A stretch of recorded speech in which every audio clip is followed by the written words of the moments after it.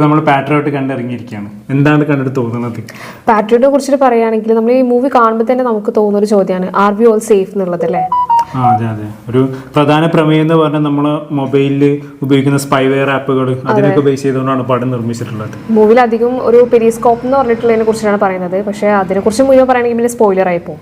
Mainly എന്ന് വെച്ച് കഴിഞ്ഞാൽ അത് പറഞ്ഞ പോലെ ഫോണിലുണ്ടാവുന്ന നമ്മൾ ഡാറ്റാസും ഒക്കെ സേഫ് ആണോ, നമ്മുടെ പ്രൈവസി മാറ്റർ ചെയ്യുന്നുണ്ടോ, ആ കാര്യങ്ങളൊക്കെയാണ് സിനിമയിൽ പറയുന്നത്. നമ്മൾ ദൈനംദിന ജീവിതത്തിൽ നമ്മൾ യൂസ് ചെയ്യുന്ന സംഭവങ്ങളൊക്കെ തന്നെ. ഇപ്പോൾ ഉദാഹരണമായിട്ട് ഇപ്പോൾ നമ്മളെപ്പോഴും പറയാറുണ്ടല്ലോ, നമ്മൾ ഫോണിലെ ഡാറ്റാസ് ആരൊക്കെയോ മോണിറ്റർ ചെയ്യുന്നുണ്ട്, അതിന് ആപ്പുകൾ ഏതൊക്കെ ആപ്പുകൾ നമ്മുടെ ഡാറ്റാസ് സ്റ്റോർ ചെയ്യുന്നുണ്ട് എന്നുള്ളത് നമ്മളിപ്പോഴും ഒരു ചർച്ചയിലുള്ള ഒരു സംഭവമാണല്ലോ. അതിനെ ബേസ് ചെയ്തുകൊണ്ട് അത് എങ്ങനെ മിസ്യൂസ് ചെയ്ത് കഴിഞ്ഞാണെങ്കിൽ അതെന്താവും എന്നുള്ളത് അതാണ് സിനിമ കാണിച്ചു തരുന്നത്. അതായത് ഒരു കമ്പനി ഒരു പെരിസ്കോപ്പ് എന്ന് പറഞ്ഞ ഒരു ആപ്പ് ഇറക്കുന്നു, ആ ആപ്പ് വഴി എന്താ ആളുകളുടെ ഡാറ്റാസ് സിവിലിയൻസിന്റേതും വിവരങ്ങൾ അറിയാൻ പറ്റും. അത് വെച്ചിട്ട് അവർ വിവരങ്ങൾ ശേഖരിക്കുന്നു, അത് വെച്ച് ഇവർ പല മിസ്യൂസും നടത്തുന്നു. ഇതാണ് പടത്തിനൊരു പ്രമേയം എന്ന് പറയുന്നത്. അപ്പോൾ അത് ജനങ്ങളെ എങ്ങനെ ബാധിക്കും എന്നുള്ള രീതിയിൽ അത് സംസാരിക്കുന്ന ഒരു സംഭവമാണിത്.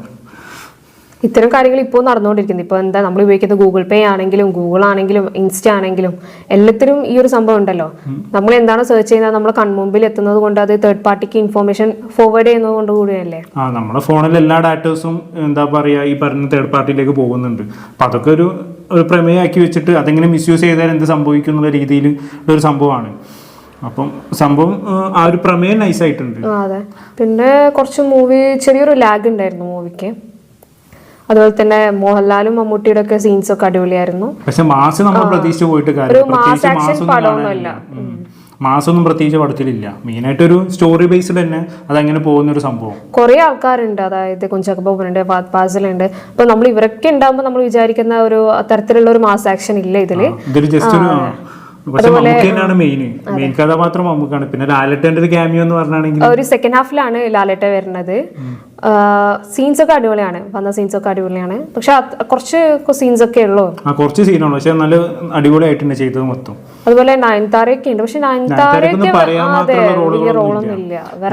വളരെ കുറഞ്ഞ റോളാണ്. പിന്നെ ഫഹദ് ഫാസിന് ഒരു വില്ലൻ, നമ്മൾ പല സിനിമകളിലും ഫഹദ് ഫാസിനെ കണ്ട് ശീലിച്ച ഒരു വില്ലൻ റോൾ തന്നെയാണ് ഇതിനുള്ളൊരു വില്ലൻ റോൾ എന്ന് പറയുന്നത്. മാൻഡ്രസ് ഒക്കെ ആണെങ്കിൽ നമ്മൾ കണ്ട ഒരു ഇതിൽ തന്നെ എങ്ങനെയാണോ പണ്ട് തൊട്ട് ഫഹദ് ഫാസിനെ കാണുന്നത് അതൊക്കെ തന്നെയാണ് ഇതിലും കാണാൻ സാധിക്കുന്നത്. പ്രത്യേകിച്ച് ഒരു എക്സ്ട്രാ ഓർഡിനറി ആയിട്ട് പറയാനൊന്നുമില്ല പടത്തില്. അതെ അതെ അതെ. പ്രത്യേകിച്ച് എക്സ്ട്രാ ഓർഡിനറി ആയിട്ടൊന്നും പ്രത്യേകിച്ച് അങ്ങനെ പോകുന്നുണ്ട്. പിന്നെ സെക്കൻഡ് ഹാഫ് ആണെങ്കിൽ ഭയങ്കര ലാഗാണ്. എനിക്ക് നല്ല ലാഗ് ഫീൽ ചെയ്തു സെക്കൻഡ് ഹാഫ് ഒക്കെ. ഒരു സമയം തന്നെ എനിക്കൊരു ഉറക്കൊക്കെ വന്നൊരു ഫീൽ ഉണ്ടായിരുന്നു സെക്കൻഡ് ഹാഫിൽ എത്തിയ സമയത്ത്. എന്നാലും നമ്മുടെ സ്റ്റോറി മൊത്തത്തിൽ നോക്കുന്ന സമയത്ത് ഒരു ഓക്കെ ഫീല് അത്രേ ഉള്ളൂ. പിന്നെ ഉള്ളത് പറയാനുള്ളത് ഈ ലോൺ ആപ്പിന്റെ ദൂഷ്യഫലങ്ങളൊക്കെ കുറിച്ച് പറയേണ്ടത്. അതായത് നമ്മൾ മെയിൻലി ഡിസ്കസ് ചെയ്യണം. ഇപ്പം കൂടി നമുക്കറിയാം ഈ ഹർത്താലൊക്കെ ഉണ്ടായത് അതിനെ ബേസ് ചെയ്തിട്ട് ഒരു സ്റ്റുഡന്റ് ആത്മഹത്യ ചെയ്തിട്ടുണ്ടല്ലോ.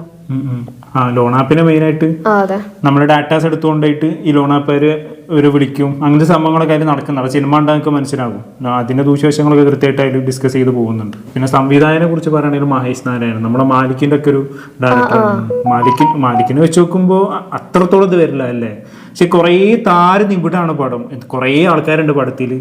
പക്ഷെ കുറെ അറിയാത്ത ആൾക്കാരുണ്ട്. കുറെ അറിയാത്ത ആൾക്കാർ, പക്ഷെ അധികം കുറെ സ്റ്റാറുകളുണ്ട്. പക്ഷെ അത് വെച്ച് നോക്കുമ്പോൾ എന്താ പറയാ, എന്തോ ഒരു കുറവുള്ള പോലെ എനിക്ക് ഫീൽ ചെയ്യുന്നു പടത്തില്. എല്ലാരും കൂടി ഉണ്ടെങ്കിൽ ആ ഒരു കൂടിയ എഫക്റ്റ് ഒന്നും ഇല്ലാത്തതുപോലെ. എഫക്റ്റ് ഒന്നും ഇല്ല. അതുപോലെ മ്യൂസിക് ഒക്കെ ആണെങ്കിൽ പാട്ടുകളൊക്കെ അങ്ങനെ പറയാൻ മാത്രം അങ്ങനത്തെ സംഭവങ്ങളൊന്നും ഇല്ല. BGM ആണെങ്കിൽ ഒരു ഓക്കെ ഒരു ഫീലാണ് അല്ലെ. നമുക്ക് മാസ് മൊമെന്റ് ആയിട്ടോ അങ്ങനെ വലിയ BGM-നെ ഒന്നും വലിയൊരു കണ്ടില്ല.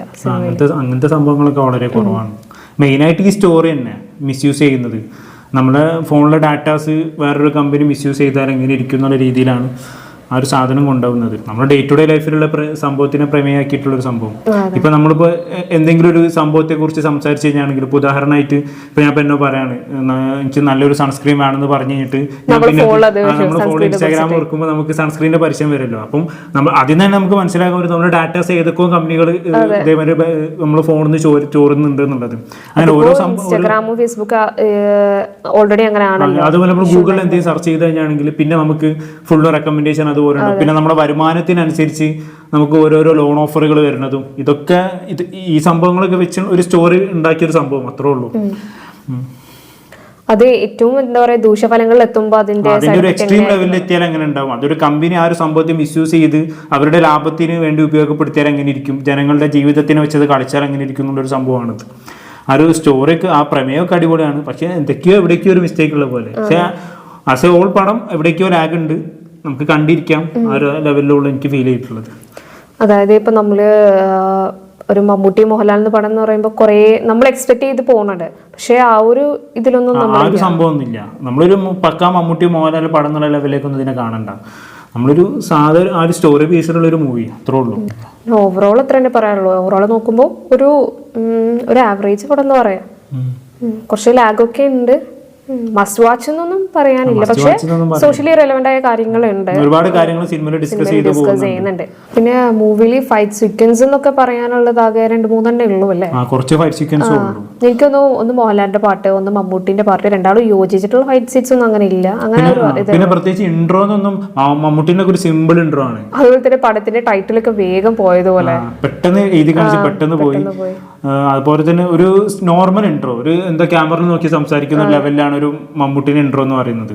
മോഹൻലാലിന്റെ പിന്നെയും പറയാണ്ട്, കുറച്ചും കൂടെ എന്തെങ്കിലുമൊക്കെ പറയാണ്ട്. ബാക്കിയുള്ളവരൊക്കെ ഇൻട്രോ എന്ന് പറഞ്ഞാൽ ജസ്റ്റ് ഒരു അവര് വേഗം വരുന്നത് പെട്ടെന്ന് കഥയിലേക്ക് എൻട്രോ ആവുന്നത്. പിന്നെ ഫഹദിന്റെ ഇൻട്രോ കുറച്ചുകൂടെ രസമുണ്ട്, നല്ലൊരു ബിൽഡപ്പ് ഒക്കെ കൊടുത്തിട്ട് നല്ല വൃത്തിയിലുള്ള ഒരു ഇൻട്രോ ഫഹദിന്റെ വന്നിട്ടുണ്ട്. പിന്നെ ഇതിന് മെയിൻ റോള് ദർശന ചെയ്യുന്നുണ്ട്, അത്യാവശ്യം നല്ല രീതിയിൽ തന്നെ അത്യാവശ്യം നല്ലൊരു ക്യാരക്ടറാണ്, അത്യാവശ്യം നല്ല അടിപൊളിയായി ചെയ്തിട്ടുണ്ട്. പിന്നെ ഇത് കുറെ ഒരു പണ്ടത്തെ പട്ടാളക്കാരെ കോഡുകളൊക്കെ കുറച്ചൊക്കെ പറയുന്നത്, അതൊക്കെ നല്ല രസമായിട്ട് തോന്നിയല്ലേ? എങ്ങനെ കമ്മ്യൂണിക്കേറ്റ് ചെയ്യുന്ന കോഡുകളും കാര്യങ്ങളും, കമ്മ്യൂണിക്കേഷൻ സംഭവങ്ങളൊക്കെ ഉണ്ട്, അത് നല്ല രസമുണ്ട്. എങ്ങനെ നമ്മൾ ഈ ഫോണും ഇന്റർനെറ്റ് സംവിധാനങ്ങളൊന്നും ഇല്ലാത്തവരും ഈ റേഡിയോ വഴി ഒക്കെ കോഡുകളും ആ ഒരു സംഭവം കാണിക്കുന്നുണ്ട്. പിന്നെ M4ടെക്കും അതുപോലെ തന്നെ ആർക്കും കുറച്ച് ആൾക്കാരുണ്ടെന്നല്ലേ യൂട്യൂബേഴ്സിനെ കാണിക്കാനൊക്കെ ആയിട്ട് വന്നു പോകണുണ്ട്. മൊത്തത്തിലൊരു പടത്തിന്റെ മേക്കിംഗ് ഒക്കെ വെച്ച് നോക്കുമ്പോൾ നല്ല ക്വാളിറ്റി സംഭവങ്ങളൊക്കെ ഉണ്ട്, ഭയങ്കര ക്വാളിറ്റിയാണ് പടം. പക്ഷെ സ്റ്റോറിയിലേക്ക് വരുന്ന സമയത്ത് എവിടേക്കോ നമ്മളെ ലാഗ് അടിപ്പിക്കുന്നു, അങ്ങനെയൊക്കെ ഒരു സംഭവങ്ങളാണ്. പിന്നെ അവസാനമായിട്ട് റോളുകളെ കുറിച്ച് പറയാനാണെങ്കിൽ മമ്മൂട്ടി ഒരു റിട്ടയർഡ് മിലിറ്ററി ഓഫീസറാണ്. അതുപോലെ സൈബറായിട്ട് ബന്ധപ്പെട്ട് പല സംഭവങ്ങൾ അറിയുന്ന ഒരാള്. മോഹൻലാൽ അങ്ങനത്തെ റിട്ടയർഡ് ആയിട്ടുള്ള ഒരു മിലിറ്ററി ഓഫീസറാണ്. പിന്നെ അതുപോലെ തന്നെ ഫാസ്റ്റ് ഫാസ്റ്റിന്റെ ശക്തി എന്ന് പറയുന്ന വലിയൊരു സ്പൈവെയർ ആപ്പ് വികസിപ്പിക്കുന്ന ഒരു കമ്പനി ആയിട്ട് ഹെഡായിട്ട് വരുന്നത്. ഈ കുഞ്ചാക്ക ബോബനും അതുപോലെ തന്നെ ഫഹദ് ഫാസിലും രണ്ടുപേരും ആദ്യം മിലിറ്ററി ഓഫീസർ ആയിരുന്നു, പിന്നെ ഇതിലേക്ക് വന്നാണ്. അതുപോലെ തന്നെ പിന്നെ നയൻതാറിന്റെ റോൾ എന്ന് പറയുകയാണെങ്കിൽ നയൻതാര ലോയറാണ്. അതുപോലെ മെയിൻ ഇതില് രേവതി മാം ചെയ്ത റോളുണ്ട്, അടിപൊളിയായി ചെയ്തിട്ടുണ്ട്. തുടക്കത്തിൽ കുറച്ച് പക്ഷെ ഒരു പവർഫുൾ ക്യാരക്ടർ തന്നെയാണ് ചെയ്തിട്ടുള്ളത്. തുടക്കത്തിൽ ഞാൻ പുള്ളിക്കാരനെ കണ്ടപ്പോൾ വിചാരിച്ച് പടത്തിലുടനീളം ഉണ്ടാവും വിചാരിച്ച്. ആ ഒരു പവർഫുൾ റോളായിരുന്നു തുടക്കത്തിൽ, പക്ഷെ എന്തോ കുറച്ച് സമയം ഉണ്ടായിരുന്നുള്ളൂ, പെട്ടെന്ന് തന്നെ ആളെ റോള് തീർന്നു. പിന്നെ അതിൽ മന്ത്രിയായിട്ട് അഭിനയിച്ച ഫഹദ് ഫാസിലിന്റെ അച്ഛനായിട്ട്, അത് ഞാൻ ആദ്യമായിട്ട് കാണുന്നത്. പക്ഷെ മൂപ്പര് റോള് നല്ല കിടിലൻ റോളാണ്. മൂപ്പര് കുറേ സമയം നമുക്ക് നല്ല സ്ക്രീൻ സ്പേസ് ഇട്ടിക്കുന്നില്ലേ മൂപ്പർക്ക്. ആ ഒരു ഫഹദ് ഫാസിലിനെക്കാളും സ്ക്രീൻ സ്പേസ് വന്നിട്ട് ഫഹദ് ഫാസിൽ അച്ഛനായിട്ട് അഭിനയിച്ചാക്കാണ്. നൈസ് ക്യാരക്ടറാണ് മൂപ്പര്. ഒരു കുറെ ഉണ്ട്, ഒരു വില്ലനേക്കാളും കൂടുതൽ റോള് മൂപ്പർക്കാണ് കിട്ടിയത്. പിന്നെ കുറെ ആക്ടേഴ്സ് ഉണ്ട് കുഞ്ഞു കുഞ്ഞു റോളുകൾ ചെയ്തിട്ടുള്ളത്. ഞാൻ മറ്റവനുണ്ടായിരുന്നു, ഏതെന്നറിയോ, ചത്തപ്പച്ച എന്ന് പറഞ്ഞൊരു പടം, പച്ച അതിലുള്ള ഡയലോഗ് ഒന്നും ഇല്ല തോന്നുന്നു. അവന് ഡയലോഗ് ഇല്ല, അവന് അടിപൊളിക്കുന്ന കുറച്ച് സീന് മാത്രമേ ഉള്ളൂ. ചെറിയ റോൾ, അങ്ങനെ കുറെ ആൾക്കാരുണ്ട്. പിന്നെ ഇത് ഇവർക്ക് തന്നെ ഉള്ളൂ തോന്നിക്കാം മെയിൻ ആയിട്ട് പറയാനുള്ളത്.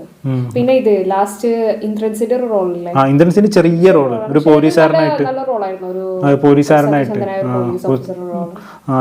ഒരു കിടിലൻ റോളുണ്ട്. അപ്പോ അത്രയ്ക്കാണ് നമുക്ക് മൂവി കണ്ടിട്ട് തോന്നിയത്. ഇനിയിപ്പോ നിങ്ങൾക്ക് മൂവി ഇഷ്ടപ്പെട്ടോ ഇല്ലയെന്നൊക്കെ കമന്റ് ബോക്സിൽ അറിയിക്കാം. അപ്പോൾ ഇത്രയൊക്കെയാണ് പറയാനുള്ളത്. ബൈ.